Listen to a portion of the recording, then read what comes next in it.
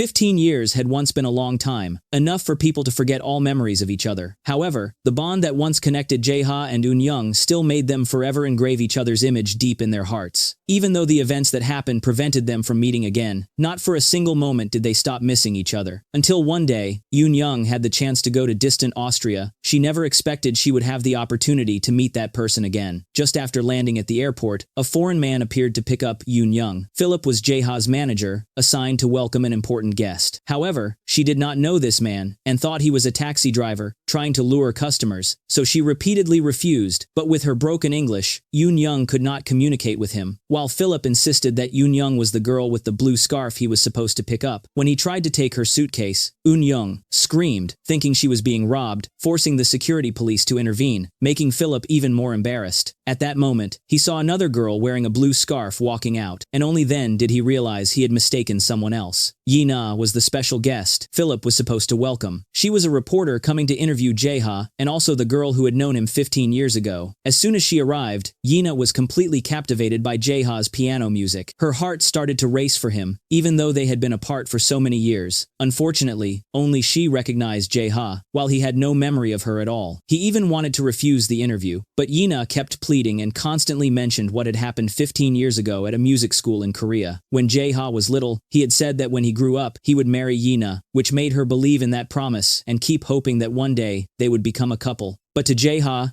Korea was a place filled with sad memories, so he only wanted to bury it forever. Yi-na was deeply disappointed that he didn't recognize her, and it wasn't until she mentioned the name Yi-na that he realized she was the girl who had made a promise with him all those years ago. The two quickly became closer, and, together with Philip, got into the car to visit Jae-ha's house. But halfway there, he saw Eun-young, and immediately left them behind, rushing toward her. Eun-young also recognized Philip as the man she had met at the airport, so she hurriedly apologized for the earlier misunderstanding. They shook hands, introduced themselves, and Philip became her tour guide, taking her to see every corner of the city. Hearing that Eun-young had always wanted to visit the museum, Philip gladly took her there and enthusiastically explained each exhibit to her. His dedication made Eun-young curious, wondering why a stranger would treat her so kindly. When she saw a couple kissing passionately nearby, she suddenly realized that maybe Philip had feelings for her. She tried to keep some distance from him, but Philip had no ill intentions. In fact, he even gave her a pair of tickets to a concert in Luxembourg.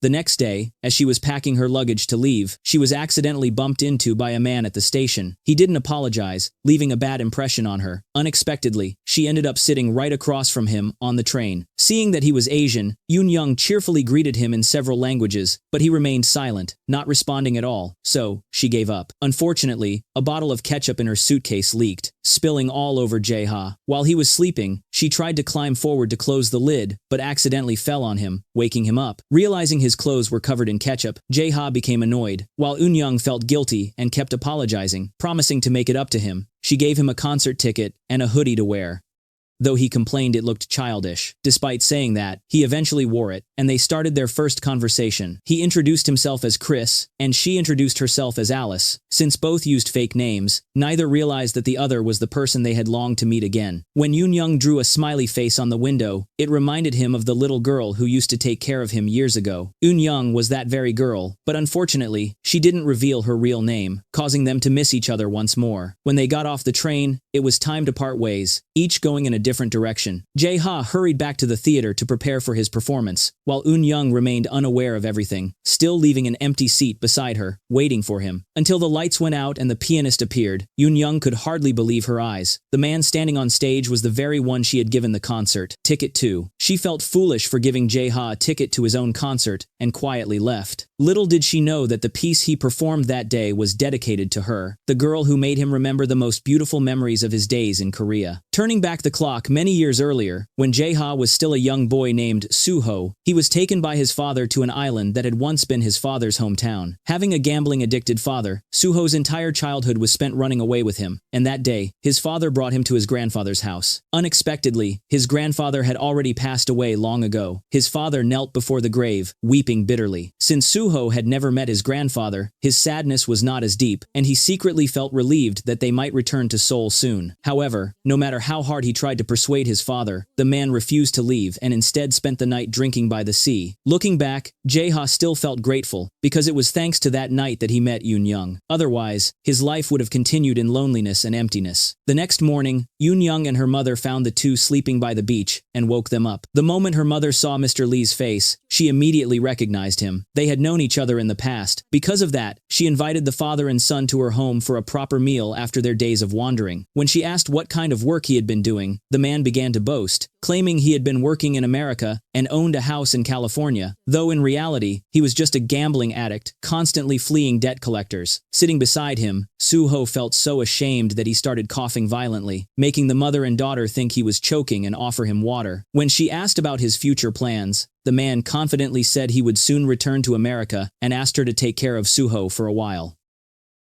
But Soo-ho knew it was a lie, so he clung to his father constantly, afraid of being abandoned. Yet, when his father told him to wait while he went to the restroom, he never came back. Realizing he had been deceived, Soo-ho ran with all his strength, but it was too late. The ship had already departed, leaving him behind, crying out in despair, calling for his father who never turned back, only telling him to behave before leaving for good. The feeling of abandonment drained all his will to live. He stood alone at the dock with nowhere to go, because there was no place he could call home. It was Eun-young who appeared and gave him a real home. She and her mother treated him with kindness, using what little money they had to prepare a hearty meal for him. The woman asked for nothing, only hoping Soo-ho could be friends with her daughter, who was frail and rarely went to school, so she had few friends. Despite their poor circumstances, the kind lady still made sure both children could go to school. One day, when the teacher asked Soo-ho to solve a math problem on the board, he was completely lost, not knowing the multiplication table, and the other students laughed at him. Fortunately, Eun-young came to his rescue, saying that Soo-ho had lived in America and wasn't used to Korean lessons yet. Because of her, he avoided embarrassment and even became the center of admiration, surrounded by curious classmates asking about life in America. From that day on, Soo-ho felt deeply grateful to Eun-young, and the two became close friends, spending their days together in joy and harmony. One day, on their way home from school, Eun-young invited Soo-ho to play hide and seek. She would be the one to hide, and he would be the one to find her. In the middle of a vast flower field, Soo-ho walked step by step, searching everywhere for Eun-young, but when he looked around and saw no one, only himself, alone, he was suddenly reminded of the day his father abandoned him, and his heart filled with sadness. He no longer wanted to play, and decided to go home. Some time had passed without his father coming back to pick him up, making Eun-young start to wonder. Tired of waiting endlessly, unsure when his father would return, Soo-ho decided to go to Seoul to find him. That day, he couldn't focus on his homework at all, which frustrated Eun-young, and she blurted out that if he wanted to find his father so badly, he should just go to Seoul. Immediately, Soo-ho took her words seriously and ran straight to the port. However, since he didn't have a guardian, the police wouldn't allow him to board the ship, forcing him to return. That was when he saw Eun-young crying because of him. The little girl was truly remorseful for letting him go. Now that he had come back, she hoped even more that he would stay. But Soo-ho still hadn't given up the idea of finding his father. He rushed to the beach and said he would swim to Seoul to find him. He only meant to tease Eun-young by pretending to drown, but she thought it was real and jumped into the sea without hesitation, forgetting that she couldn't swim. Seeing her struggling in the water, Soo-ho immediately dove in to save her. Although Eun-young was rescued and taken to the hospital, the local facilities were too poor to perform the necessary surgery. Her mother was devastated, as she didn't have enough money to take her daughter to the city for treatment, and no one knew when Eun-young would regain consciousness. Hearing everything nearby, Soo-ho was overwhelmed with guilt, especially since her mother didn't blame him at all. She even handed him a hamburger that Eun-young had bought after breaking her piggy bank and asking someone to get it from the city. Holding the burger in his hands, Soo-ho was so touched that he almost cried. He couldn't believe that his casual wish to eat one had stayed in Eun-young's heart. At that moment, guilt and regret consumed him. He couldn't forgive himself if she didn't wake up. Standing beside her, tears streamed down his face as he begged her to open her eyes. Then a miracle happened. Eun-young slowly opened her eyes and looked at Soo-ho. No words could describe the joy that filled his heart at that moment. Wanting to keep her healthy forever, Soo-ho prayed to the gods to protect her, promising in return to study hard, behave well, and never do anything wrong again. No one knew whether Suho's prayer had truly been answered, but at that moment, his father suddenly returned, bringing many gifts for both Suho and Eunyoung's mother and daughter. It was his way of showing gratitude for the woman's kindness in taking care of his son. He even said that from now on, he would stay on the island and renovate his late father's house. Suho could hardly believe it was real. Everything felt like a dream. If his father truly stayed, he could be with Eunyoung forever. From that day on, the two children were inseparable, always together, and Eunyoung even made a seashell gift for Suho. Curious about his life in America, she asked him many questions. But Suho could no longer bring himself to lie. He confessed honestly that he had never been to America, had only studied up to the 2nd grade, and was just a street kid, not the person she had imagined. Hearing this, Eunyoung felt deceived and ran away. In the days that followed, Suho was filled with guilt and kept hoping she would forgive him someday. At the same time, he lived in constant fear that his father would abandon him again. One morning, when he woke up and didn't see his father anywhere, he panicked and ran outside to look for him. He saw the man from afar talking to a group of people, and when he asked who they were, his father lied and said they were friends from Seoul. But in truth, they were loan sharks. Even though people on the island warned Eunyoung's mother about Suho's father, she still believed he was a good man who wanted to turn his life around. That was until she saw him hurriedly carrying his belongings toward a departing ship, completely unaware that her money had been stolen. When she returned home and found everything ransacked, the savings she had worked so hard to set aside for her daughter's surgery were gone. Only then did she realize the truth and frantically chased after him, but the ship had already left the port. Eunyoung's mother sat on the beach in despair, like a lost soul. When Suho happened to see her and ran over to greet her, she grabbed him tightly and demanded to know where Mr. Lee was. It was only then that Suho learned his father had stolen the money meant for Eunyoung's operation. He ran home as fast as he could to find him, but the house was empty. After that, the devastated woman left everything behind and went to Seoul, determined to find the man who had stolen her money. She had no clues, but she still searched tirelessly,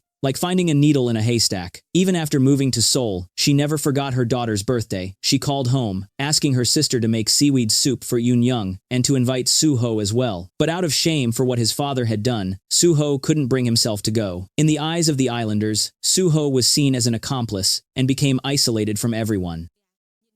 Only Eunyoung truly understood him. She went looking for him and found Suho rowing a boat out to sea alone. He said he would find his father and bring back the money to repay Eunyoung. But with the sea so rough and Suho not knowing how to row or where his father was, how could he possibly find him? Standing on the shore, Eunyoung shouted, "Come back," but he wouldn't listen. So she rushed into the sea, climbed onto Suho's boat, and tried to persuade him to return with her. However, the waves pushed the boat far away until it drifted to another island. Fortunately, the children were rescued by an elderly couple who gave them shelter for the night and promised to send them back to the mainland by boat in the morning. Meanwhile, since the mother couldn't find any trace of Mr. Lee, she wandered aimlessly on the street until she was hit by a car. From that moment on, Eunyoung had no family left in the world. The only one beside her was Suho. To Eunyoung, it didn't matter whether Suho was a liar or had never been to America. As long as they could live happily together, it was enough. She even drew a smiling face on his hand to cheer him up. But little did she know that early the next morning, Suho quietly left her behind. He wanted to go to Seoul to find his father and couldn't take Eunyoung with him. When she realized Suho was gone, she rushed to the pier, crying and calling his name with the faint hope of finding him. Eventually, Eunyoung caught up with Suho. The moment he saw her, he was shocked and tried to pull her back, but the ship had already departed, leaving them no way to return. And so, the two children set foot in Seoul to search for his father. They went from house to house but still found no trace of him. After walking all day, Eunyoung was both tired and hungry. They didn't have a single coin left. Too hungry to endure, Eunyoung secretly ate some food that had been thrown away, hiding it from Suho. Although he noticed, he said nothing so she could eat her fill. That night, they rested in a park. Because Eunyoung was weak, she began coughing from the cold. Seeing this, Suho gave her his coat to keep her warm and lighten the mood. Then, he sang a song for her. Those beautiful childhood memories ended when Jaeha's piano piece came to a close, and it was time for Eunyoung to leave. But just then, Philip appeared unexpectedly. He didn't want her to go before attending the ball. Without giving Eunyoung a chance to refuse, Philip took her to see the gown he had prepared beforehand. It was so stunning that Eunyoung couldn't say no. After all, it was a rare occasion to be in Austria. She agreed to attend the ball and put on the dress, her pure beauty leaving Philip full of admiration. When Jaeha finished his performance, he eagerly hoped to see Eunyoung again. To his surprise, she arrived with Philip, who introduced her as his girlfriend. Philip's playful remark caused a misunderstanding. Jaeha thought she was deceiving him as well. During the partner exchange, Jaeha asked if pretending to be innocent to approach men was her usual way of doing things. Eunyoung was completely confused by his words. The more she stayed silent, the harsher he spoke. Unable to bear it, Eun-young left the party immediately, but Jae-ha followed her, not to apologize, but to throw the coat she had once given him onto the ground, telling her to take it back because he didn't need it anymore. Eun-young had nothing more to say to such a petty man. She argued with Jae-ha and tried to return the coat to him, but to her shock, he threw it down the stairs and walked away. Completely disregarding her, heartbroken, she left in disappointment. When Philip found out what happened, he immediately ran after her to apologize. He hadn't expected his joke to make things this bad. Philip offered to take her home, but she refused to get in the car. She kept walking quickly in her high heels until she tripped and twisted her ankle. Seeing that, Philip came over, gently lifted her up, and sat her on the hood of the car. He loosened his tie to help support her ankle, his gentle and warm gesture leaving a deep impression on her. Philip even kindly found a place for Eun-young to stay overnight. Although she handed him some money for the room, it wasn't enough. Still, Philip said nothing, happily paid the rest himself, and told the host not to charge her. Meanwhile, Jae-ha woke up from a nightmare. Even after so many years, he had never forgotten Eun-young's childhood face, and was still tormented by guilt. He stepped outside for some air, and happened to see Eun-young across the way, building a snow sculpture. Then clasping her hands to pray, the sight filled him with peace. He didn't yet realize she was the very girl he had been searching for. Only when he saw Philip showing off a seashell that Eun-young had given him before leaving, and heard her name, did it finally hit him. Jae-ha suddenly remembered the smiling face she once drew, the seashells she crafted with her own hands, and her habit of playing with snow. Realizing the woman could be Eun-young, he rushed to his car and sped toward the museum she was visiting. As a child, he had heard his father say she had died during surgery, so he had never imagined Eun-young was still alive. Jae-ha searched every corner of the museum but, unfortunately, couldn't find Eun-young, as she had just left and returned to Korea. Wanting to see her again, he decided to go back to Korea, a place he had never planned to return to. But if it meant reuniting with that girl, he was willing to try. Years ago, when they were still children, Eun-young suddenly fainted and had to be rushed to the hospital. Her aunt, upon hearing the news, came running in panic and deep worry. She begged the nurses to save Eun-young, calling her a poor child who had just lost her mother without even knowing it. By chance, Soo-ho was nearby and overheard everything. Shocked to learn that even the aunt was gone, he blamed himself even more. As soon as he saw her, Soo-ho ran away and hid in a room, where a woman inside suddenly called him Jae-ha and hugged him tightly, not letting go. Her husband, seeing the boy's face, was also stunned. Soo-ho looked exactly like their deceased son. Because of this, the couple wanted to adopt him, promising to cover Eun-young's surgery expenses if he agreed. To save her life, Soo-ho didn't hesitate to give up his identity and live under a new name, moving to Canada with his adoptive parents.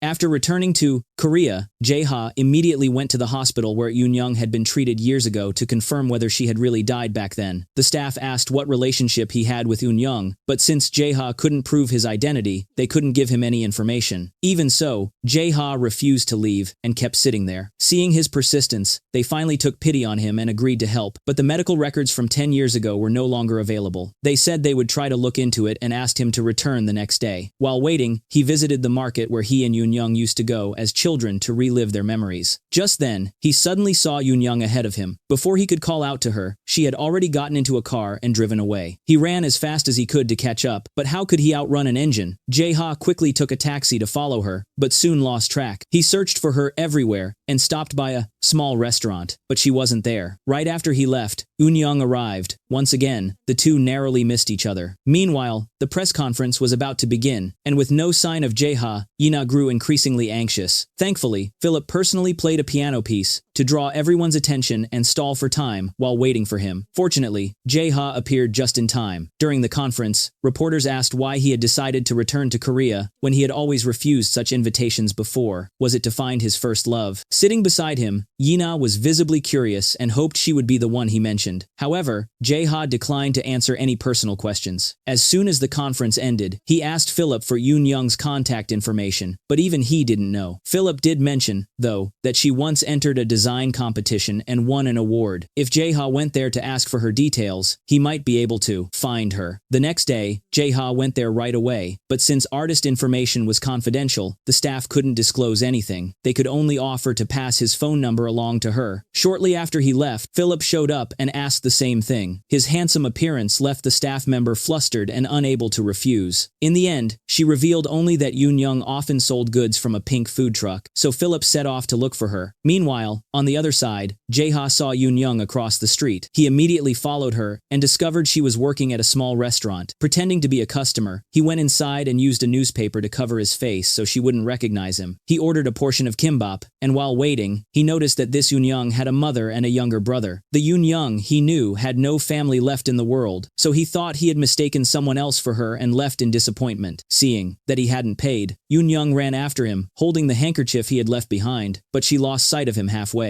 On her way back, she saw the city officers clearing people's stalls. In a panic, she rushed to warn her friend to pack up quickly. Philip, noticing the commotion, ran over to help. Mi-jung accidentally pushed him into the back of the truck, and he ended up being carried along to the new location with them. When Yoon-young opened the truck and found him inside, she was completely stunned. She hadn't expected Philip to be in Korea. Overjoyed to see him again, she sat down with Philip and Mi-jung to chat, learning that he was there because of Jae-ha's work. Meanwhile, Jae-ha still couldn't bring himself to accept the truth that Yoon-young had died. The hospital had just informed him that the patient from back then no longer existed in their records, leaving Jae-ha in unbearable pain. His trembling hands continued to play across the piano keys, as if pouring all his sorrow into the music. But Jae-ha didn't know that his adoptive father had deceived him and forged the hospital records. The purpose was to make him forget the past and cut off all emotional ties. Now, Jae-ha had no reason to stay in Korea any longer. He only wanted to return to Austria and leave behind this place filled with painful memories. However, if he suddenly cancelled his contract with Yina, she would never agree. It had been incredibly difficult for Yina to convince him to return to Korea, so she wouldn't let him go easily. In despair, Jae-ha even tried to injure his hand by punching the glass, hoping that being unable to perform would void the contract. But Yina stopped him in time and angrily slapped him across the face to snap him out of it. Meanwhile, Yoon-young escorted Philip back to his hotel. He invited her to come inside since Jae-ha was there too, but Yoon-young declined, saying she had no reason to see him again. Yet the next day, her family's restaurant received an order, and Yoon-young delivered the food in place of her mother. Upon arrival, she accidentally spilled sauce on someone's shoes. Apologizing profusely, she looked up and was stunned to see that it was Jae-ha. She greeted him cheerfully, but he coldly ignored her. Fortunately, Yina and Philip appeared at that moment, easing the awkward tension. Both were delighted to see Yoon-young again, everyone except Jae-ha. Even though he already knew the supposed truth, Jae-ha still asked Yoon-young where she had lived as a child. When she lied that she grew up in Seoul, it only convinced him further that she wasn't the girl he had been searching for. There was one thing Yoon-young had always wondered, but never had the chance to ask Jae-ha. Clearly, when he first returned to Korea, he had looked for her, even asked the contest staff for her contact information, and left his phone number. But now that they met again, why was he so cold toward her? Yoon-young sat there lost in thought until her best friend urged her to go see him one more time. So she made up her mind to find Jae-ha and didn't forget to bring the scarf to return to him. At that moment, Jae-ha suddenly remembered he had forgotten to pay, so he took out his wallet, handed her the money, and left. Yoon-young immediately chased after him to ask why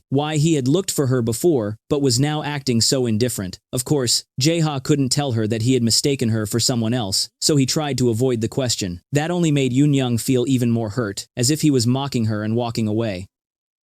Later, Jae-ha and Yina drove to the elementary school they once attended. There, she enthusiastically recalled their old memories together. But in Jae-ha's mind, there wasn't a single trace of those memories, because the boy who studied with her back then wasn't him. Every time he heard Yina mention that boy, Jae-ha felt more and more ashamed and ran outside. Seeing that, she immediately followed him. Her concern for Jae-ha touched his heart, making him want to give her another chance so they could get to know each other. Meanwhile, Philip went to Yoon-young's booth to chat with her, but the whole day passed without a single customer. Seeing Yoon-young becoming discouraged, he came up with an idea to help. So Philip enthusiastically started calling people over, drawing more and more customers to Yoon-young's booth. All of her designs ended up selling out completely. It was all thanks to Philip's efforts, so Yoon-young wanted to give him a reward. She asked Philip where he wanted to go, and he took out a list he had already prepared. There were many places he wanted to visit, but Yoon-young couldn't go to all of them. The two only played basketball together, yet it was still a wonderful experience. That evening, as the rain began to fall and the air turned chilly, they sat in the car eating instant noodles and shared many stories with each other. Philip really liked Yoon-young's smile because it reminded him of his mother, who was now in heaven. After that, he took her back to the hotel where he was staying and told her to wait outside while he went to get the gift he had prepared. As she looked around the area, she happened to spot a box. Her curiosity got the better of her, and she opened it to see what was inside. But before she could see the seashell she had once given to Jae-ha, Philip returned. He was holding a gift box, and inside was a pair of shoes he had prepared for Yoon-young. He gently said to her,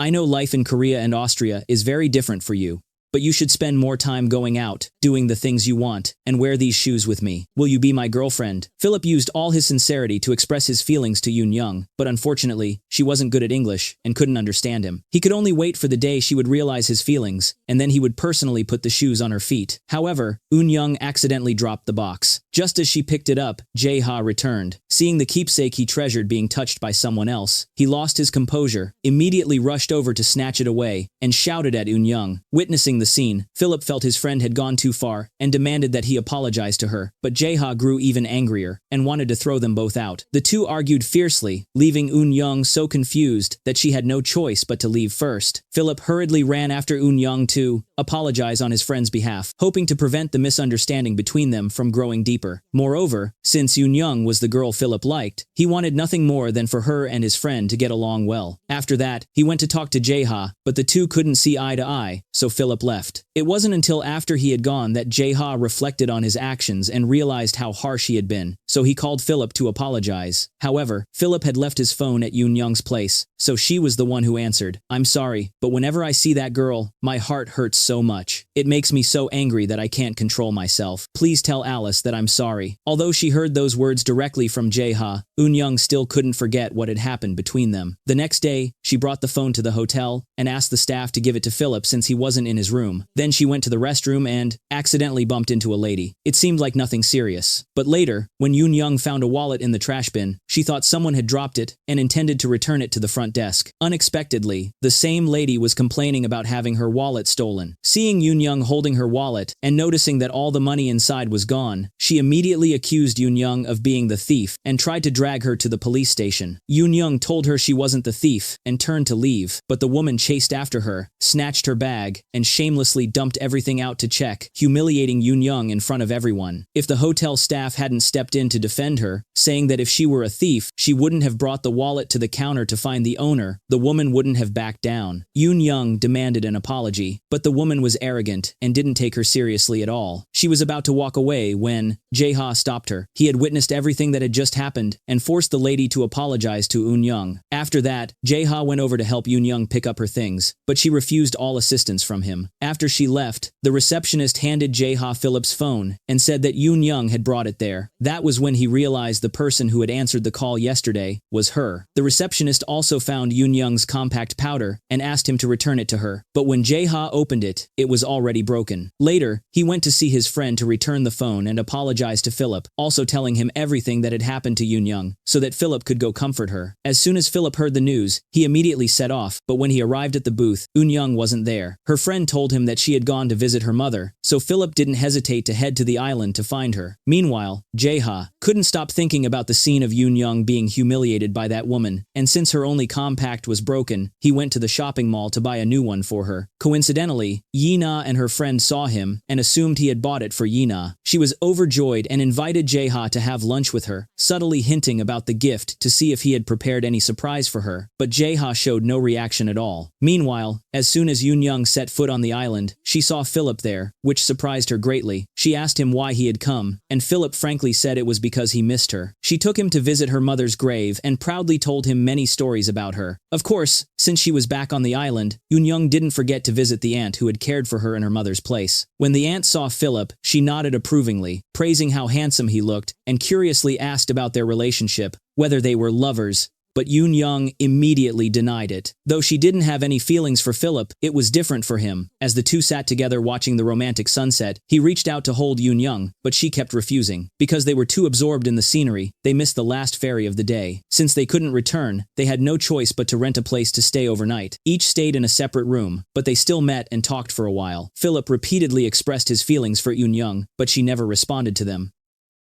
That same night, Jae-ha suddenly called Yoon Young, leaving her surprised. He truly wanted to apologize for the harsh words he had said that day. Just that alone was enough to make her think about him all night. The next day, he and Yi-na went to the airport to pick up their parents. When everyone returned to the hotel, they ran into Yoon Young, who was waiting outside for Philip. Yi-na enthusiastically introduced Yoon Young to his parents so they could get to know each other, while Jae-ha remained silent. After taking his parents back to their room, he made an excuse to slip away and look for Yoon Young, only to witness Philip confessing his love to her, personally putting the shoes he had given her on her feet, and then hugging her. Seeing how close they looked together, Jae-ha couldn't help but feel a sense of disappointment. The compact powder he had intended to give Yoon-young could no longer be handed over. Just as the two were about to kiss, he turned away, unaware that Yoon-young had pushed Philip back. She still couldn't be his lover yet. Although Philip was deeply disappointed, he didn't want to force her into anything she didn't want. Meanwhile, both families held a meeting to discuss the marriage between Yina and Jae-ha. Facing her father, Jae-ha felt extremely nervous, afraid that he would recognize him as the imposter. Fortunately, the man hadn't realized anything yet. Not long after everyone sat down, Philip and Eun-young arrived and took a seat at the next table. At that moment, Eun-young and Jae-ha's eyes constantly turned toward each other, but it was as if an invisible wall stood between them, preventing either from truly seeing the other. During the meal, Yina's father suddenly noticed that Jae-ha was using his right hand to hold the knife, even though he had clearly been left-handed as a child. This made both Jae-ha and his parents extremely tense. They quickly lied, saying they had trained him to use his right hand, but the situation still made Jae-ha feel suffocated. Afraid of being exposed, he stepped outside for a while and happened to run into Yoon-young. He wanted to give her the compact powder but accidentally dropped it. When he returned to the table, the waiter had already picked it up and handed it back to him. The next day, Jae-ha decided to visit Yoon-young to finally give her the compact powder, but just then, her house was being destroyed by debt collectors. Seeing how aggressive they were, Jae-ha immediately rushed in to fight them. However, Eun-young stopped him and promised that she would definitely pay them back. Moreover, she didn't want Jae-ha to interfere in her personal affairs and hoped that things between them would end here. When her best friend found out that Eun-young was struggling because of her adoptive father's debt, she was furious. In the past, Eun-young had already missed the chance to enter university because of her younger brother, and now she was being dragged down again. But to Eun-young, everyone had shown her kindness. When she woke up after surgery, there was no one by her side. Only her mother had helped her, so she could never forget that kindness. To help her family, Eun-young went to the bank to apply for a loan. But since she didn't have a stable job, they couldn't lend her the money. In the midst of all this chaos, her mother fell ill, and her younger brother got into a fight that led to him being taken to the police station. The other side demanded 2 million won in compensation, a huge amount for her family. On top of that, the next day was also the deadline to pay off the debt, so all the burdens fell on her shoulders. Eun-young didn't know who to turn to for help. Philip would certainly be willing to help her, but if she borrowed money from someone who was courting her, she would lose all self-respect. At this point, the only person left was Jae-ha, so Eun-young gathered all her courage to go find him. Yet when they finally faced each other, the words just wouldn't come out. After stammering for a long time without managing to explain why she had come, Eun-young quietly turned and left. However, Jae-ha had already learned about everything and was determined to do whatever it took to help her. Since Eun-young would surely refuse if he helped her directly, he decided to go through Philip instead. Previously, Yina had been looking for someone to work as a guide for Jae-ha, so he brought up the suggestion again. Naturally, Jae-ha rejected all the other candidates, saying none of them suited him, which immediately made Philip think of Eun-young since she didn't have a stable job yet. When he mentioned this to her, Eun-young hesitated, unsure of what to do. But thinking about her family's difficult situation, she realized having a job could really help them, so she agreed. It was a happy occasion worth celebrating, so the two drank until they were completely drunk. That night, Eun-young helped Philip back to the hotel, then walked home alone. Partway there, she realized she had forgotten her shoes, so she turned back to get them. Suddenly, it started raining. Seeing her outside in the rain, Jae-ha came out with an umbrella to cover her and asked what she was looking for. Eun-young said she was searching for her shoes, but in such weather, it would only make her sick. Jae-ha really wanted to take her inside, but she insisted on finding them no matter what. When she finally found them, she smiled brightly and proudly showed them to him, making him laugh as well. That moment was witnessed by his mother, who was surprised, as she had never seen her son treat anyone like that before. Jae-ha also took the opportunity to give Eun-young the compact powder he had bought a long time ago. Receiving it, she was genuinely happy and kept thanking him over and over. The next day was Eun-young's first day at work at the company. She took out her powder case to touch up her makeup when Yina happened to arrive. At first, Yina was very friendly toward Eun-young until she saw the powder case in her hand. Yina realized it was the one Jae-ha had bought, but it turned out it wasn't for her. Moreover, she accidentally overheard their conversation. Yina personally heard Eun-young thank Jae-ha for the gift and became very jealous.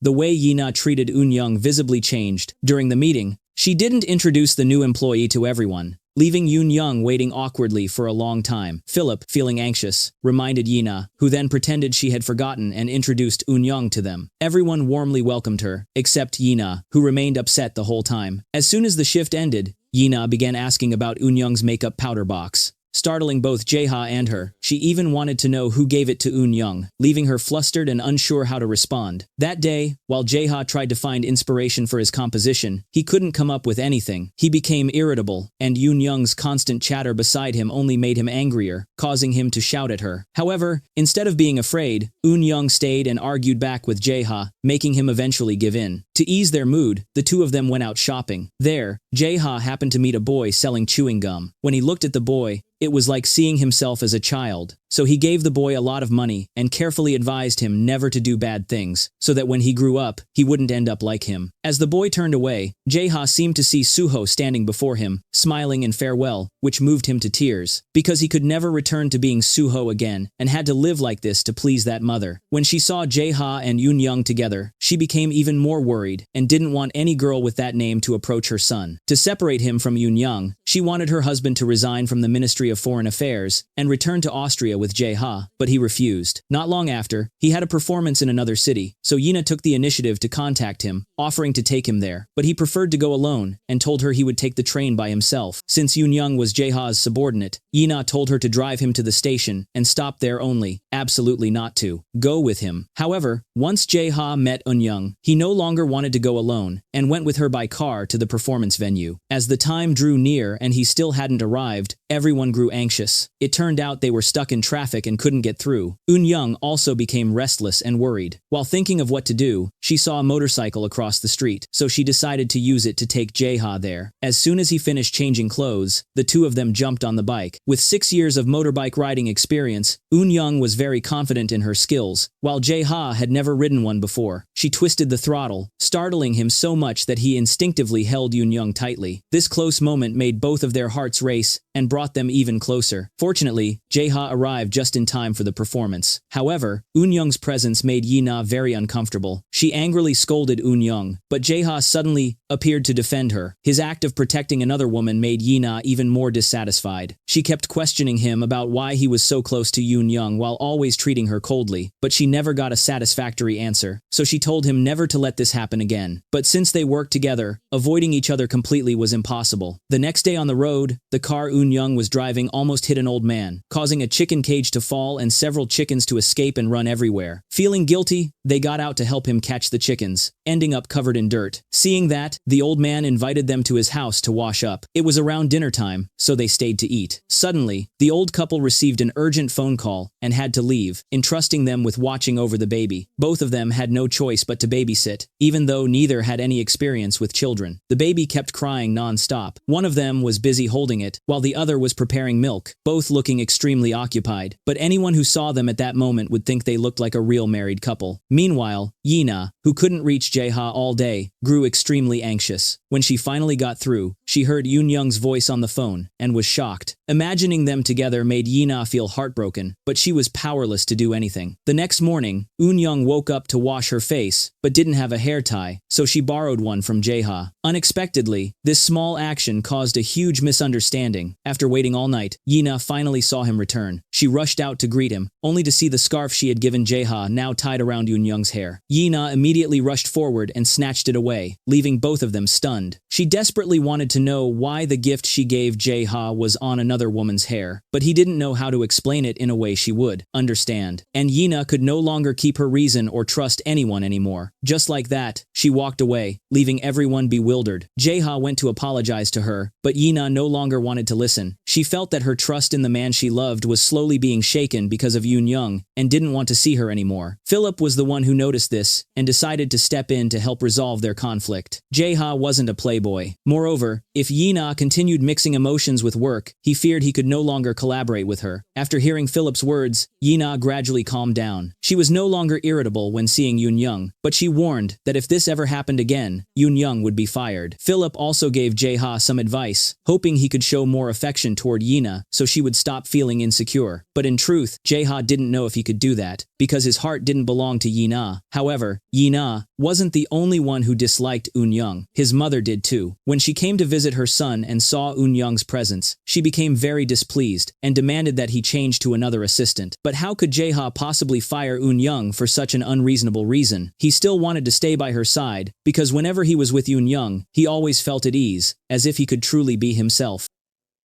That day, she accompanied him to meet two of his friends. They talked about topics that Yoon Young couldn't understand at all. When she asked for clarification, they mocked her for lacking even basic knowledge. On the way back, Jae-ha patiently explained everything to her and even took her hand, which made Eun Young keep rambling excitedly about him when she got home. Seeing the way she talked about Jae-ha, her friend guessed that Eun Young had probably fallen for him. Hearing that, she clumsily denied it. However, it wasn't just Eun Young who felt that way. Jae-ha did too.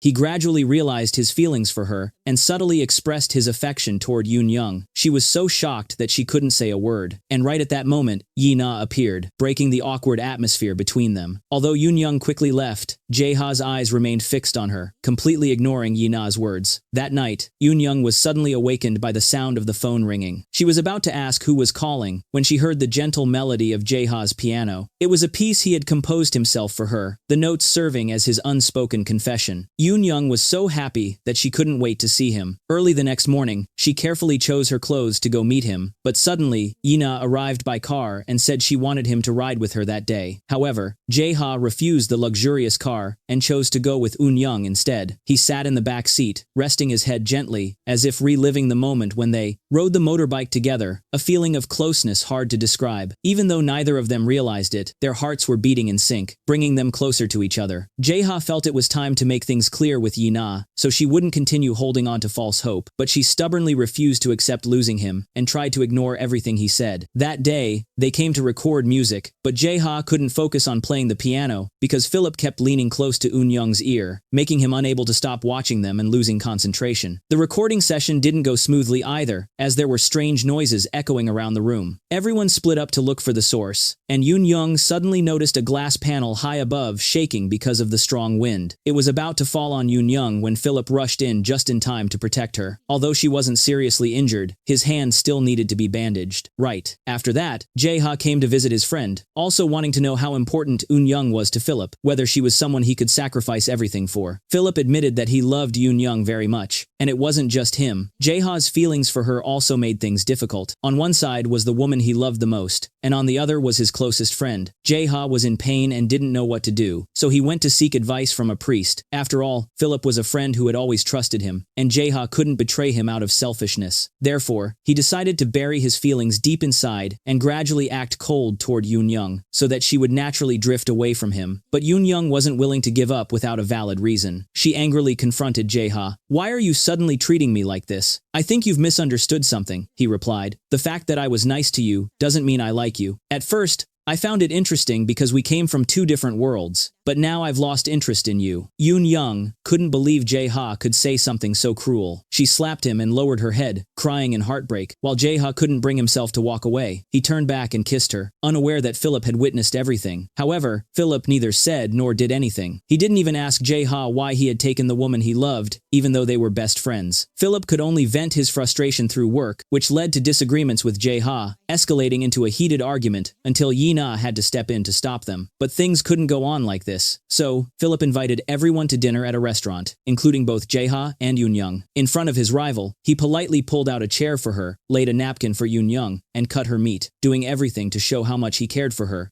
and to make sure Jae-ha saw it. After that, Philip walked over to the piano and said to everyone, "Today, I will play this piece for the woman I love." He hoped it would reach Eun Young's heart, but unfortunately, her heart already belonged to another man. Eun Young couldn't bear to see Philip get hurt because of her, yet she knew she had to make it clear that she couldn't return his feelings, even if it meant hurting him again and again. Jae-ha also didn't want to see Philip remain so miserable. He wanted the two of them to talk things through, but Philip felt he had sacrificed too much. He had nothing, while Jae-ha had everything: family, career, and love. "If I told you that none of those things really belonged to me, would you believe it?" But Philip knew nothing about Jae-ha's past, so of course he didn't believe him. Moreover, by this time, Eun Young's identity had been exposed. Mr. Myung-hoon had ordered an investigation and discovered that she was the little girl from back then. Meanwhile, Jae-ha wandered around the train station and happened to meet the young street vendor again. Seeing that the boy was still struggling, Jae-ha gave him his phone number so he could call whenever he needed help. On the other side, Eun-young's superior needed more footage about Jae-ha, so she was assigned to record him. She began filming, capturing his precious moments. At first, Jae-ha felt a bit awkward, but soon they worked together seamlessly. They understood each other perfectly, and every moment they spent together was filled with happiness. But his mother always appeared at the right time to separate them. She didn't want her son to be with a poor, unsophisticated girl.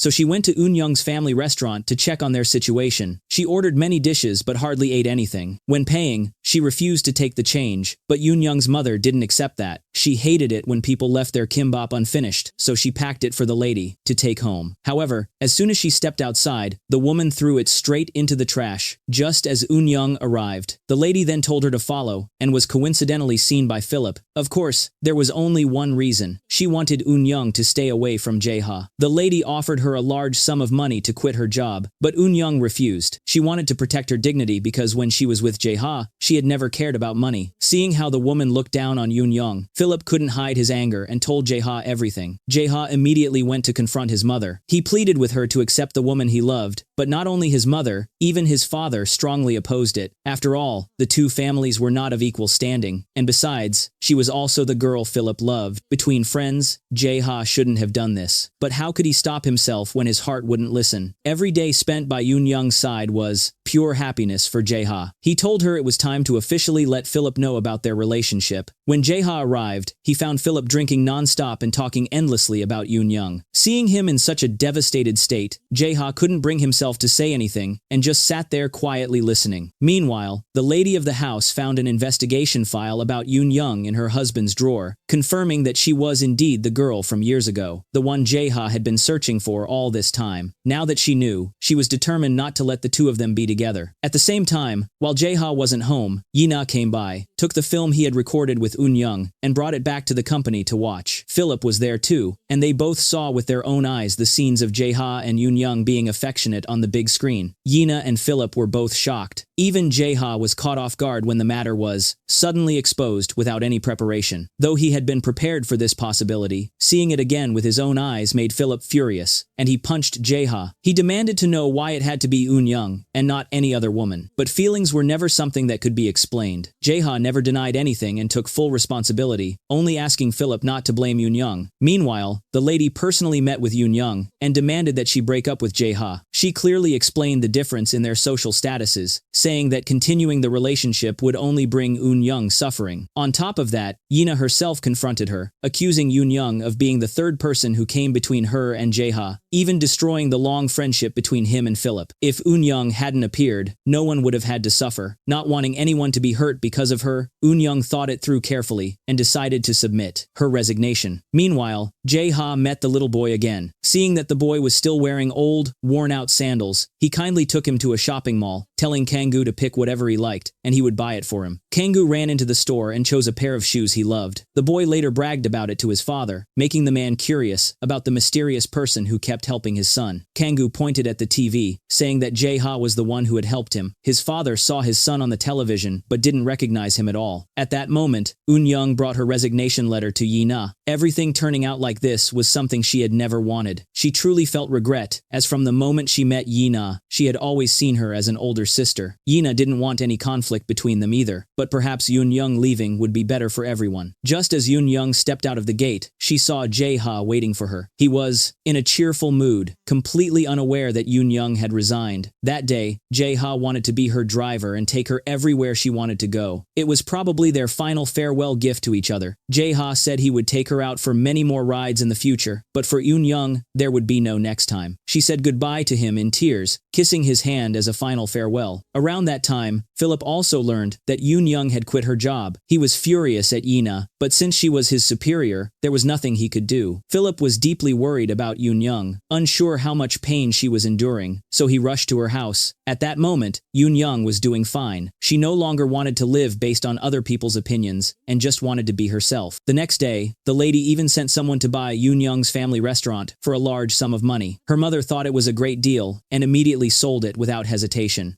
News of Eun-young's resignation quickly reached Jae-ha.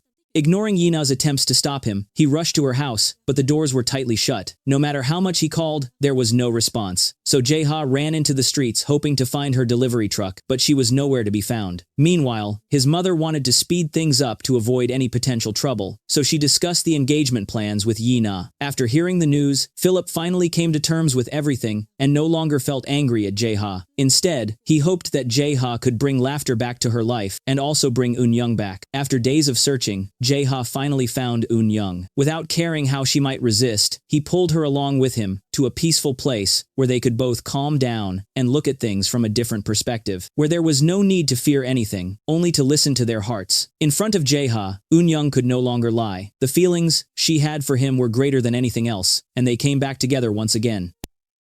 At the same time, his father was hosting a party to celebrate his return to Korea, which was also an occasion to announce his son's engagement. But everyone waited and waited without seeing Jae-ha appear. While they were all anxious, wondering where he was, Jae-ha was actually on his way, bringing Eun-young to the party. He held her hand tightly and said to her, "Trust me, I promise I won't let you suffer." At the exact moment his father introduced Jae-ha to everyone, he announced that the person he loved was Eun-young and no one else. Everyone was shocked because they all thought he was engaged to Yi-na. Unable to bear their scornful gazes, Eun-young walked away. Jae-ha tried to chase after her, but she had already boarded the bus. After the shock, his mother fainted, and Yi-na also became completely devastated. Even though he knew his actions today would affect many people, Jae-ha was willing to give up everything for his love. He only hoped Eun-young would put her trust in him instead of running away. No matter how much others opposed them, as long as they held each other's hands tightly, they would surely overcome everything. Yi-na had always tried every possible way to separate the two of them. She forced Philip to stop Jae-ha, but he was completely different from her. He didn't want to force anyone who didn't love him, so he advised Yi-na to think things through. Meanwhile, Jae-ha's mother was so devastated that she had to be hospitalized. She kept mumbling his name, which made him feel deeply guilty, so he went to comfort her and begged her to accept Eun-young. But right at that moment, his father suddenly appeared and stopped him. Mentioning that name now would be like adding fuel to the fire. As for Yi-na, after everything, she still couldn't accept losing Jae-ha so easily. Instead of avoiding it, she directly called Eun-young to meet and returned her resignation letter. That meant Eun-young could completely come back to work there again. Of course, Yi-na wasn't foolish enough to create a chance for them to be together. She just wanted Eun-young to see the difference in their social status and to find out who truly deserved to stand by Jae-ha's side. In fact, not only her, but even Philip was shocked by Jae-ha's actions. After all, he still had feelings for Eun-young, and those feelings couldn't fade so quickly. Jae-ha completely understood and knew how much he had hurt his friend. But if he continued to avoid things without being clear, it would only make everyone even more exhausted. At that time, Eun-young was still hesitating whether she should return to the company or not, when her mother told her that all their family debts had been paid off. The burden was no longer on Eun-young's shoulders, so she didn't need to feel pressured and should simply follow her heart. Hearing her mother's words, Eun-young made up her mind to return to work. Jae-ha, who had been feeling down and uninspired to compose, immediately smiled brightly when he saw Eun-young appear. Knowing she had returned to the company made him happier than anyone else. But neither of them knew that Yi-na's reason for letting Eun-young come back was anything but good. After that, she asked Eun-young to take her to the hospital and said she had forgotten to buy water, telling Eun-young to go get some and come in later, and to tell her the room number. As soon as Eun-young stepped inside, she was shocked to find that the person there was the madam. Before she could even say a word, the woman became agitated, had a chest spasm, and immediately ordered Eun-young to leave. Yi-na quickly tried to win her favor. She said that perhaps Eun-young felt guilty about what had happened, which made the madam believe her words. Just then, her husband also arrived, and the madam mentioned Eun-young, saying her name was Seo Eun-young instead of Pat Eun-young, which surprised Yi-na since Eun-young's surname was clearly Pat. As soon as she was discharged from the hospital, the madam went straight to Eun-young's house to warn her, demanding that she quit her job, or else she shouldn't blame her for what would come. It was the first time her mother and Mi-jung had seen such an arrogant woman, and they couldn't understand why she was so determined to separate two people in love. Mi-jung suddenly remembered seeing the madam meet the man who had bought their store before, so her mother immediately went there to find him and asked if the madam was behind it. And indeed, it was her. Therefore, her mother brought the money to the company to return it, saying she would never sell her daughter's happiness for that. But the madam would never accept Eun-young. In desperation, her mother even knelt in front of the company, begging, and Jae-ha saw everything. He apologized to her on his mother's behalf, saying she didn't have to humble herself like that. He believed he could take care of Eun-young, but in the eyes of a parent, her mother only wanted to do something, anything, to help her daughter. At that moment, Mr. Lee called Jae-ha, using the number Jae-ha had given to Kang-gu to express his gratitude, and the two couldn't recognize each other after 15 years apart. Jae-ha told him them to let Kangoo go to school, not to end up like him, who hadn't even finished second grade. Meanwhile, Yina kept thinking about what Mrs. Lee had said. Clearly, Yoon Young's surname was Pat, but she had called her Seo. To confirm whether it was true or not, Yina deliberately called Eun Young Seo Eun Young during the meeting. Yoon Young calmly responded, which made Yina even more suspicious about her identity. At that moment, Kangoo and his father came to the front of the company looking for Jae-ha. If he had been there at that time, he might have met his father. Unfortunately, only Yina was there. Seeing how shabby and disheveled the two looked, she drove them away. That day, Eun Young decided to return to her hometown to visit her mother's grave for a few days. Before she left, her adoptive mother secretly used her phone to send a message to Jae-ha, letting him know and creating a chance for the two to meet at the train station. When they boarded the train, Yoon Young asked Jae-ha to go outside and buy her some things, and that was when he saw Mrs. Kim, the woman he had met on the island when he was a child. Jae-ha could never forget her face. Moreover, he clearly heard her calling someone on the phone and addressing her as Eun Young, but that girl was supposed to have died long ago. Jae-ha followed her, but soon lost track. The train that could have brought him closer to the truth was also the one he ended up missing.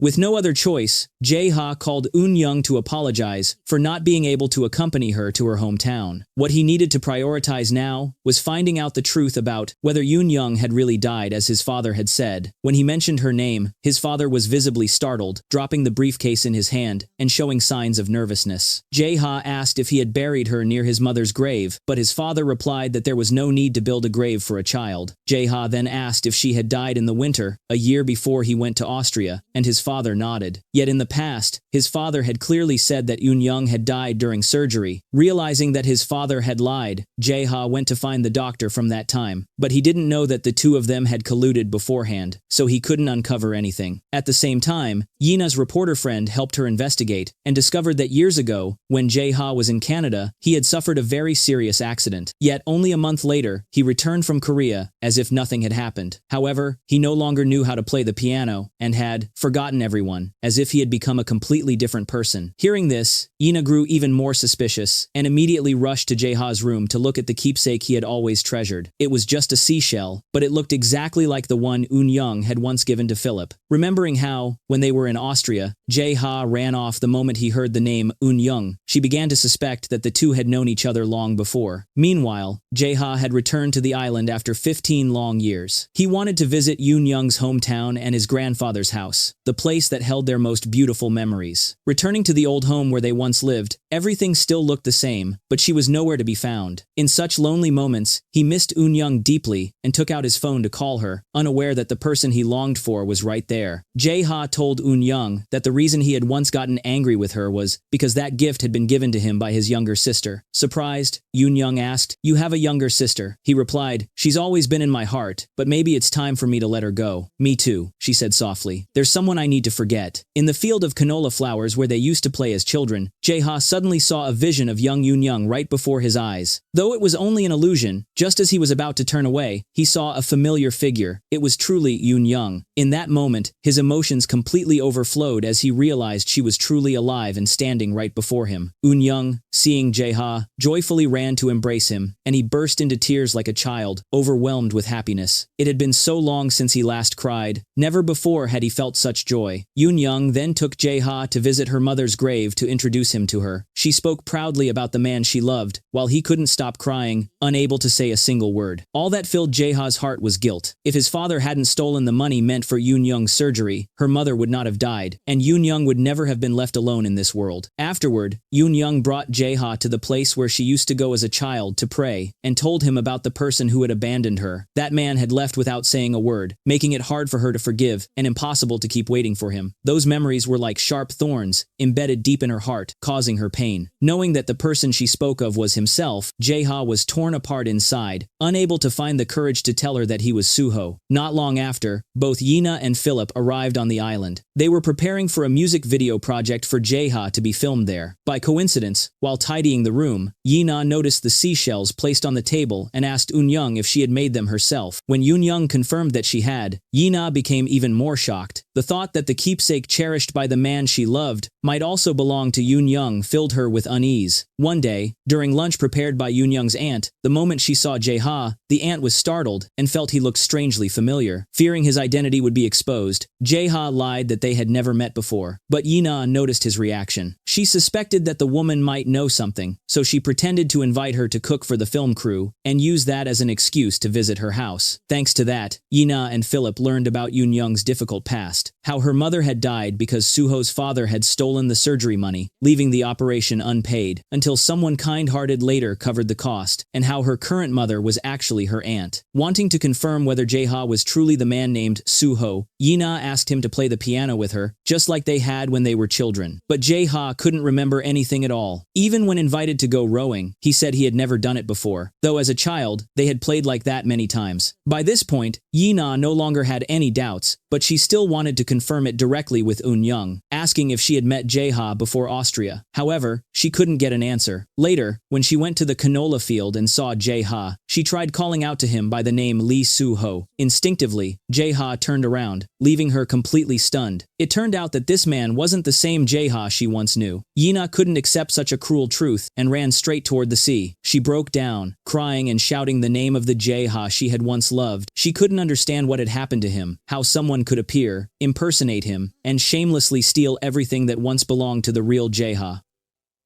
On the day of the MV shoot, he sat beside the piano, in the middle of the canola field, and played music. It was also the very place that held many memories of Jae-ha and Eun-young, causing him to lose control of his emotions and collapse there, unable to continue playing. Therefore, the filming crew had to pause temporarily, while Jae-ha ran away to the seaside to calm himself down. Eun-young, who always knew where he would go, appeared to comfort him. Yi-na could only stand behind, silently watching them happy together, her heart filled with bitterness. She was furious to the extreme, and questioned where Yoon Jae-ha really was, only to hear him say that person no longer existed in this world. Although Yi-na could somewhat guess the truth, hearing it directly still shocked her. That was why she resented Jae-ha for not telling her earlier, letting her fall in love with him that deeply. Jae-ha also felt guilty, but at that moment Yi-na was full of hatred for him and swore never to forgive him. That night, she asked Eun-young what kind of person Suho really was. Eun-young didn't know how to describe him. She said, "Since I was little, I was always sick and had no friends, so I was very lonely. Then one day, he appeared.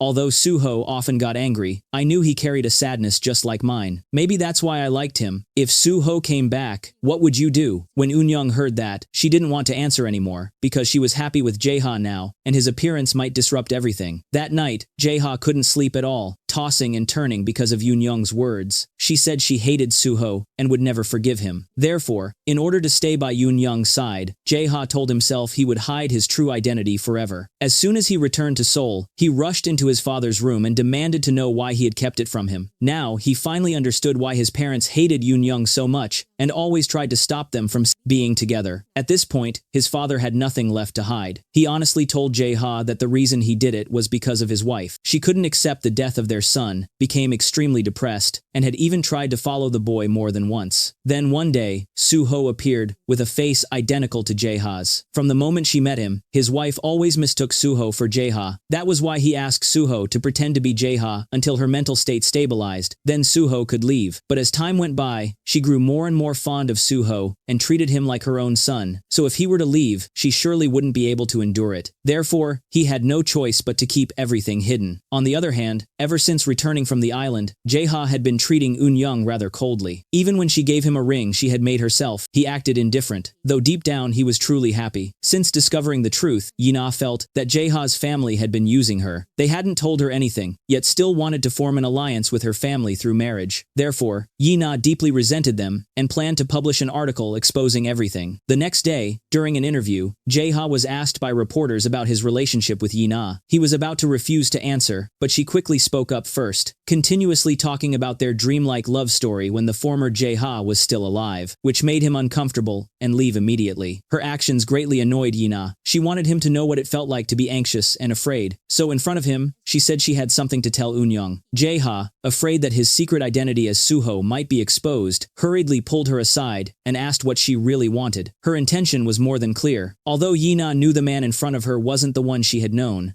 because she had already fallen in love with him, She wanted Jae-ha to live under that name forever. In return, she would keep the secret from Yoon-young. When work ended, Yoon-young stayed behind waiting for Yi-na, since she had mentioned earlier that she had something to say. Having already promised Jae-ha, Yi-na couldn't go back on her word and had to go drinking with Yoon-young. While drunk, she couldn't control herself and said something very strange. "Why didn't you tell me when we first met that you weren't Yoon Jae-ha?" After returning home, Yoon-young couldn't stop thinking about it, but she still couldn't understand what that sentence really meant. On the other hand, Jae-ha's recent behavior made her wonder why he had suddenly changed so quickly. She took an umbrella and ran to his house to remind Jae-ha of the memories they had shared. Surely he would never forget the first time he held an umbrella for Yoon-young and smiled at her. Their love had once been that deep, but now, seeing how he treated her made her heart ache. With tears in her eyes, she asked if he still loved her. Seeing Yoon-young crying so sorrowfully, Jae-ha couldn't bear it and embraced her. He couldn't make the woman he loved suffer because of Yi-na's demands. So he went to beg Yi-na to let him go, saying that the Jae-ha she loved no longer existed. But Yi-na absolutely refused to accept it. Their relationship would never be cut off. One day, Eun-young was asked by her superior to go into Yi-na's office to get some photos for Jae-ha's album. She accidentally saw childhood pictures of Jae-ha and Yi-na. The boy in the photo looked exactly like Soo-ho, making Eun-young unable to believe her eyes. Before she could recover, Yi-na and Jae-ha entered the room. Yi-na asked what Eun-young was doing, but she didn't answer and hurriedly ran out. Finding it strange, Jae-ha walked to the desk and saw the photo. He seemed to understand why Eun-young had become so dazed and immediately chased after her. Overwhelmed, she questioned whether the person in front of her was truly Jae-ha or the Soo-ho she had always been searching for. Jae-ha didn't dare to answer those questions. Fortunately, Yi-na appeared just in time to rescue him. She said that in this world, it was natural for people to resemble each other. How could Jae-ha possibly be someone named Soo-ho? But Eun-young still didn't believe it. She went to Philip to ask about Jae-ha's past. However, Philip didn't know much, because when they first met, Jae-ha was already 15 years old. At that moment, the man who had been missing for years suddenly appeared at her mother's restaurant. The woman couldn't believe she would ever see him again. All the pain and resentment from what happened with her sister came flooding back as if it had been only yesterday, and in anger, she rushed to drive Mr. Lee away before Eun-young could return. Unexpectedly, the two of them still met face to face. Eun-young froze on the spot,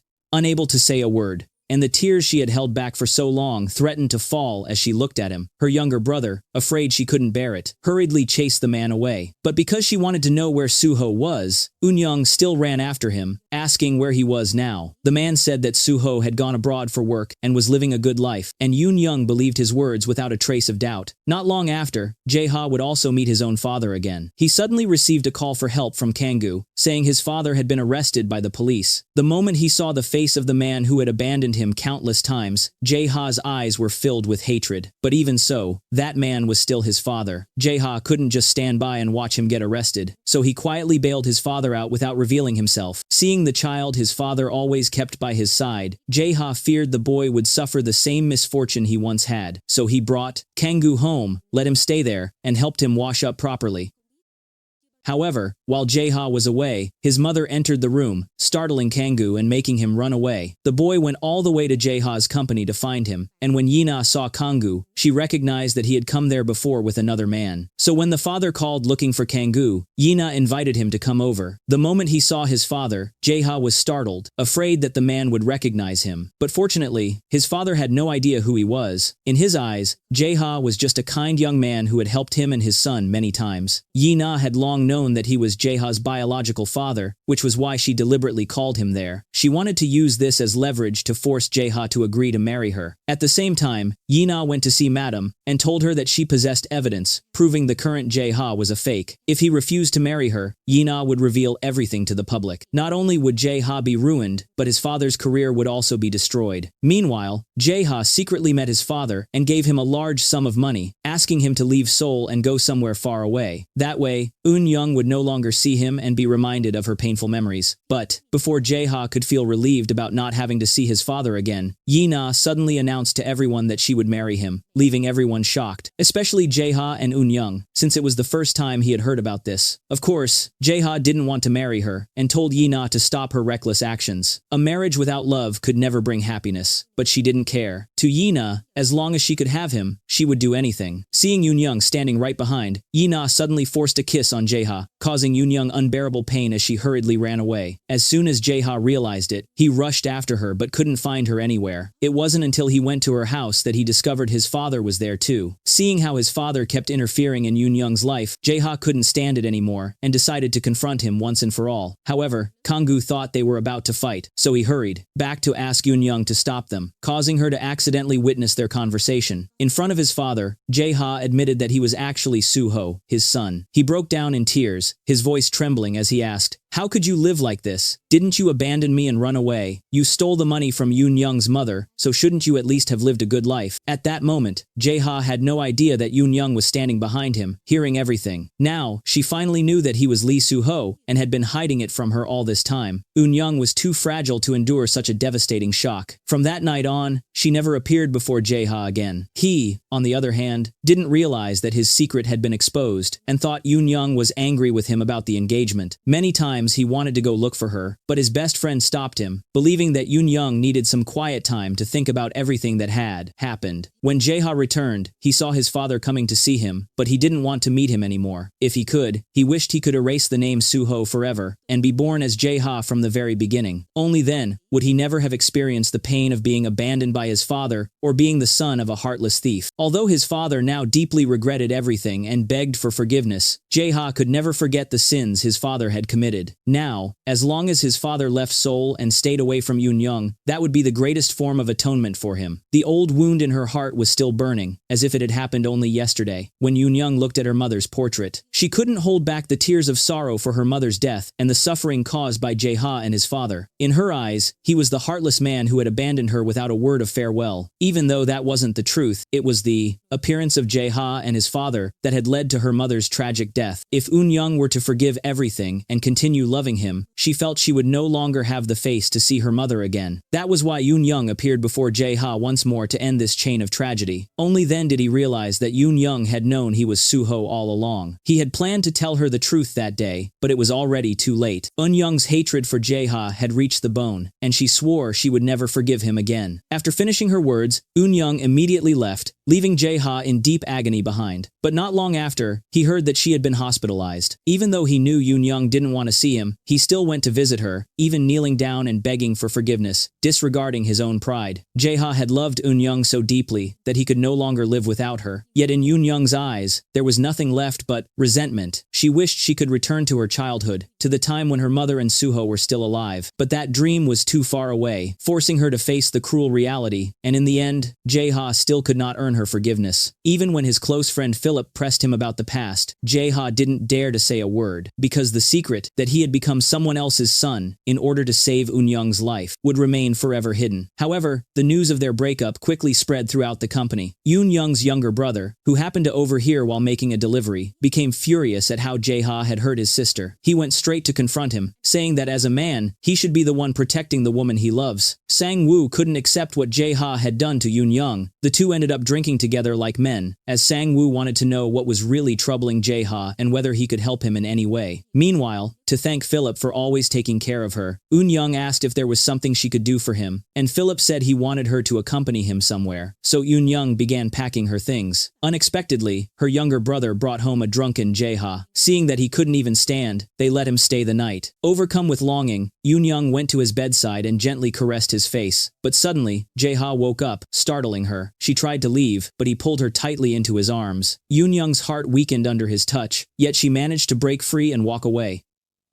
The next morning, to avoid seeing Jae-ha, Yoon-young left early with Philip and traveled to his mother's hometown. Philip was half Korean, yet his grandfather never accepted him. In his grandfather's eyes, mixed-blood people were impurities that tainted Korean lineage. Therefore, to him, Philip was not his grandson and was coldly cast out. Even though his grandfather didn't love him, Philip never regretted coming there. At least he was able to see his grandfather's face and know that he was still healthy. He thought he would have to leave without visiting his mother's grave, but just then, an old woman suddenly appeared and and asked if he was the son of Haejun. It turned out that she was his grandmother. Unlike his grandfather, she had always missed Philip dearly. The moment she saw him, she rushed forward, embraced him tightly, and cried tears of joy. She then showed her grandson the location of his mother's grave. Finally, after so many years, Philip was able to visit his mother. Even now, he could never forget the time he had spent with her, and he shared his feelings with Yoon Young. Thanks to her company that day, Philip finally felt somewhat at ease. The two returned home, unaware that Jae-ha was nearby. Once again, Philip confessed his feelings to Yoon Young, but she felt she didn't deserve what he had done for her, and said it would be best for them to remain just friends. Not wanting to disturb them, Jae-ha quietly left. But the next day, he returned, waiting in front of Yoon Young's house, and drove her to an amusement park. Because it was Yoon Young's birthday, he wanted to fulfill the childhood promise he once made, to take her there and buy her the most delicious birthday cake. Even after the candles were lit, Yoon Young couldn't bring herself to sing a birthday song for herself. Because that day was also her mother's death anniversary, every birthday only reminded her of the most painful memories, making it even harder for her to forgive Jae-ha. However, when she returned home, she found the seashell she had once given him inside the jacket he had left behind. She remembered how angry he had gotten before when she touched it. Realizing that Jae-ha had always treasured the gift she gave him, Yoon Young felt truly happy. She often secretly attended his autograph sessions just to see him from afar. When Jae-ha noticed her, Yoon Young immediately left. He wanted to chase after her but was stopped by Philip, as the signing event couldn't be interrupted. Unexpectedly, Kang-gu showed up with Jae-ha's father, drawing everyone's attention. The boy loudly called him Soo-ho, making Jae-ha extremely nervous since the press was also there. Philip quickly stopped Kang-gu and led both father and son away, but they still couldn't escape the journalists' eyes. They began to notice Jae-ha's behavior and started following him. As a result, they saw him secretly visiting his father,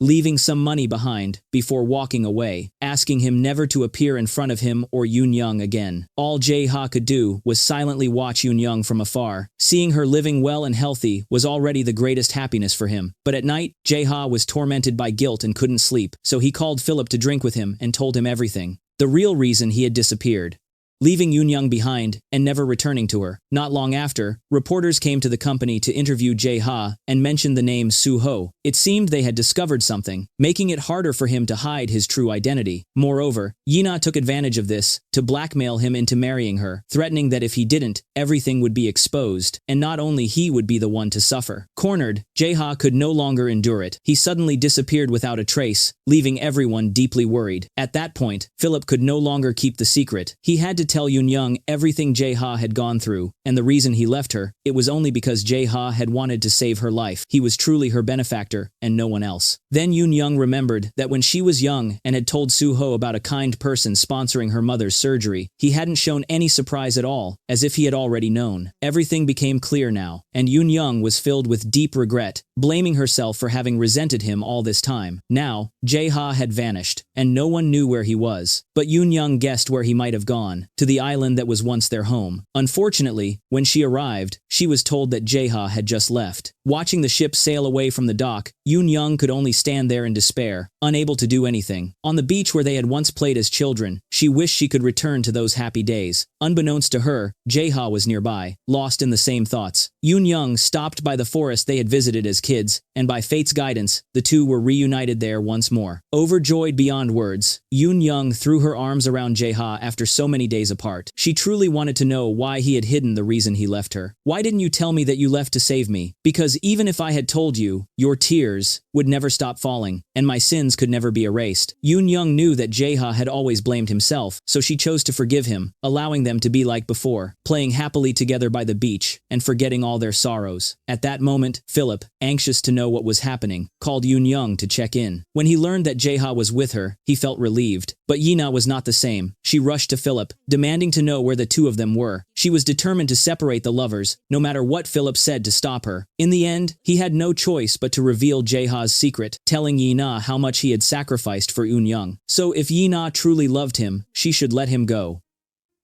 Meanwhile, reporters had gone to interview Mr. Lee, insisting on prying information about Jae-ha's background. Although he didn't reveal anything, they still published an article claiming that Jae-ha was just an adopted child. Neither he nor Yoon Young knew about this yet. They had just returned from the island to visit her mother, but the moment she saw Jae-ha, her mother was furious and immediately drove him out. Yoon-young tried to explain that Jae-ha had only become an adopted son and gone abroad to save her life, that he wasn't the heartless man her mother believed him to be. Yet her mother still refused to forgive, because if not for Jae-ha and his father, Yoon-young would have undergone surgery, and her mother would never have had the accident. Every tragedy had begun with them. How could she possibly pretend nothing had happened? On the other hand, after reading the news article, Jae-ha immediately went to see his father to discuss how to handle the situation. His father suspected that Yina was the one who leaked the story and suggested that Jae-ha marry her to silence public opinion. However, Yina wasn't responsible for it at all, so his father came up with another plan to meet Jae-ha's biological father and ask him to publicly deny their father-son relationship at the press conference. That way, the scandal could be settled and his election campaign would proceed smoothly. But when Jae-ha learned about his father's intention, he strongly objected. He no longer wanted to live as a liar. He wanted to return to being Lee Soo-ho, to be his true self and stay by Yoon-young's side. His father, however, feared that his lifelong career would be ruined and tried to stop him. This time, though, his mother spoke up in support of her son. She realized that all this time she had only been forcing Jae-ha without ever considering his feelings. So now, she decided to let him choose his own path in life. However, before he could reveal his true identity at the press conference, Yina secretly met with Yoon-young and persuaded her to leave for Jae-ha's sake. Doing so, she said, would be best not only for his future, but for everyone involved. Thinking about how her mother also disapproved of their relationship, Eun-young couldn't bring herself to make her mother suffer further. The day before the press conference, she wanted to see him one last time and told Jae-ha that no matter what decision he made, she would never oppose it and would respect his choice. Whether he chose to remain Yoon Jae-ha or return to being Lee Soo-ho, she would not resent him, even if they could no longer be together. Soon after, the day of the press conference arrived, and everyone gathered to hear what Jae-ha would say to the media. He intended to reveal his true identity so he could rightfully be with Eun-young, but suddenly his father appeared, shocking the entire audience. To protect his son, Mr. Lee publicly declared that Jae-ha was not his biological child and that all the rumors people had heard were nothing but speculation. He said that as a gambling addict and a drunkard, he had lost his son long ago and didn't even know if the boy was still alive now. In front of the cameras, Mr. Lee confessed that he was a terrible father and broke down in tears of regret, making it hard for Jae-ha to hide his emotions. He didn't want to deceive everyone any longer, but his father looked at him with pleading eyes, begging him not to reveal the truth. Thinking about how everyone had worked so hard for his sake, Jae-ha ultimately chose not to expose his true identity and confirmed that he was indeed Yoon Jae-ha. Although the rumors were denied, it also meant that he could no longer return to Eun-young's side. Jae-ha was no longer Soo-ho, the boy who once promised to protect Eun-young for life, yet she still respected his decision without a word of complaint. His father, overwhelmed with grief after publicly denying his own son, got drunk and staggered into the streets, only to meet a tragic accident. As he fell, he tried to reach for his son's photo album, because no matter how flawed he was still a father. When Jae-ha received the news, he rushed to the hospital in shock. Seeing his father's lifeless body before him, he couldn't believe that he was truly gone. Grief consumed him as he sobbed uncontrollably, trying his best to send his father off on his final journey. He no longer hated his father, only felt deep regret that his last words to him had been cold and harsh.